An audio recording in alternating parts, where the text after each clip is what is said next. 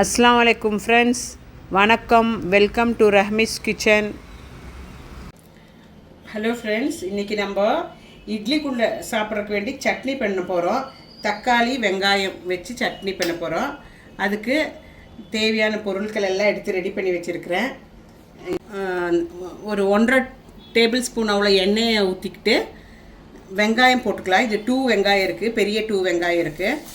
நல்லா வணக்கிக்கணும் வெங்காயம்.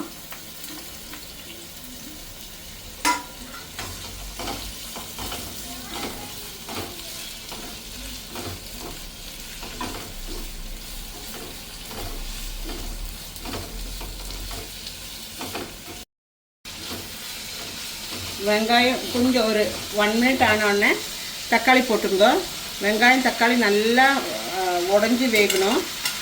அதோடு நம்ம பூண்டு, தக்காளி 2 டமாட்டோ, பூண்டு வந்து ஒரு 10 பல் போட்டு இது நல்லா வணக்கி எடுத்துக்கலாம். வணங்கிறதுக்கு கொஞ்சம் நம்ம உப்பு போட்டுக்கலாம். தேவையான உப்பு போட்டுங்க கரெக்டாக. நான் ஒரு 3 காஞ்ச மிளகு எடுத்து வச்சுருக்கிறேன். 3 காஞ்ச மிளகு பத்தாது, நான் குழந்தைங்களுக்கு கொடுக்குறக்கு வேண்டி தான் பண்ணிகிட்ருக்கிறேன். ஸோ நீங்கள் ஒரு 5-6 காஞ்ச மிளகு போட்டுக்கலாம், அப்போ தான் நல்லாயிருக்கும். இது நான் பிள்ளைங்களுக்கு கொடுக்குறக்கு வேண்டிட்டு காரம் கம்மியாக பண்ணிகிட்ருக்குறேன். அதுவும் போட்டுட்டு நல்லா இலக்கிக்குங்க. அதோட கொஞ்சம் கருவேப்பிலை போட்டுக்குங்க. கருவேப்பிலை அதோட கொஞ்சம் கொத்தமல்லி தழை போட்டுங்க. ஒரு பிடி எவ்வளோ கொத்தமல்லி தழை போட்டுக்குங்க. எல்லாம் போட்டு நல்லா வணங்கி வரட்டும். நல்லா வணங்கின பிறகு நம்ம மிக்சியில் போட்டு அரைச்சிக்கலாம். ஃபஸ்ட்டு வணங்கட்டும்.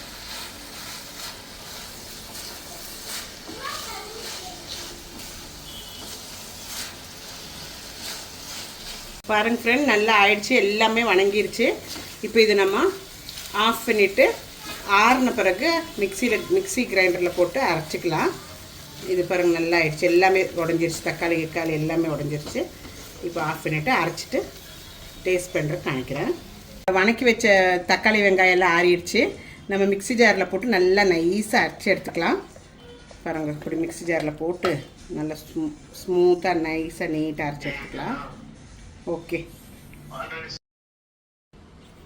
பாருங்கள் ஃப்ரெண்ட்ஸ், நல்லா நைஸாக அரைச்சாச்சு. இப்போ இது ஒரு பவுலில் ட்ரான்ஸ்ஃபர் பண்ணிக்கலாம். அப்புறம் தாளிச்சிக்கலாம். சட்னி தாளிச்சிக்கலாம் ஃப்ரெண்ட்ஸ். சட்னி தாளிக்கிறதுக்கு வேண்டிட்டு ஒரு 1/2 டீஸ்பூன் அவ்வளோ எண்ணெய் ஊற்றிக்கோங்க.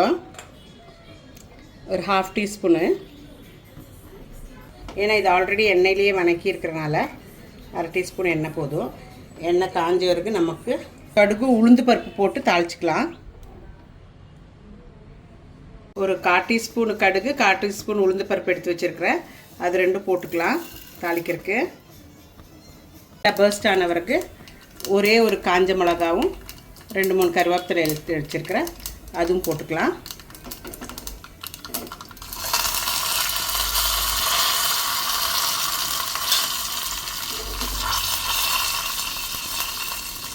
அதை எடுத்து அப்படியே நம்மளோட இதில் சட்னியில் கொட்டிக்கலாம்.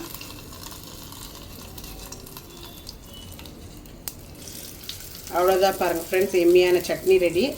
இப்போ என் பையன் சாப்பிட்டுட்டு சொல்லுவான் எப்படி இருக்குதுன்னு. இட்லி கூட அவன் சாப்பிடுவான், எப்படி இருக்குதுன்னு சொல்லுவாங்க.